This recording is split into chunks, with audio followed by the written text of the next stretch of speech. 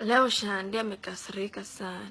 Sasa jana asubuhi bwana yangu ananikujia asubuhi hapa hivi kwa nyumba. Nikamtayarishia breakfast kama pipi nikamwekea kwa meza. Akararua kile chakula yenye ilikuwa hapo hivi alafu akaenda. Akaniambia tunaenda kwenda matanga ya Uncle Jacob.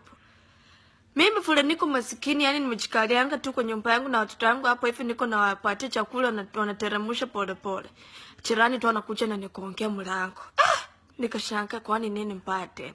Akaniambia tukuja uoneko kuna bwana mwingine amekatalia helikopta huko juu amepanda. Sijui anataka kuchua. Sasa vile mimi napenda vituko na kucheka. Si mimi nikachangamuka nikaingia kwa nyumba yake hivi nimekaa chini hivi. Kwa TV tu hivi pa. Niko naona Papa Wanyonyi. Bwana yangu Papa Wanyonyi. Mimi nikashtuka nikasema sasa hizi nikani tenda kwa sababu mimi najua bwana yangu na hata hiyo nguo nyamefani mimi ndo nilimtayarisha asubuhi na najua nguo zake mimi ndo nafuanga kila kitu mimi ndo nafanyanga.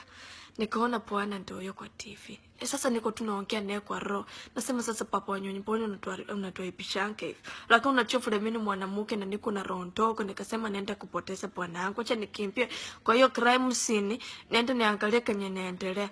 Kufika wengine wanacheka, iko wengine wanahusunika. Sasa niko napika kelele lakini hata huyo pilot anisikii. Niko na wapi chameni usiue huyo bwana, mshukishe tu chini ni bwana yangu.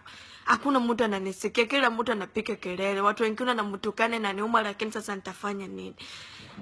Sasa ndo namwambianga Papa Wanyonyi wachenge kukula kuku. Unaona ukikula kuku vile unaenda kukuanga kama kuku. Kuku iko na akili kitoko hivi ndio vile wapi unaenda kufikiria ni nini ilikupandisha kwa hiyo helicopter.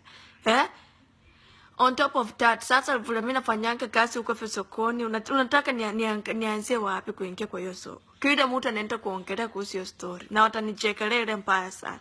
Na kuambia yangu wachenge kuni disappoint lakini usikie. Sasa yuko kwa hospitali huko hivyo.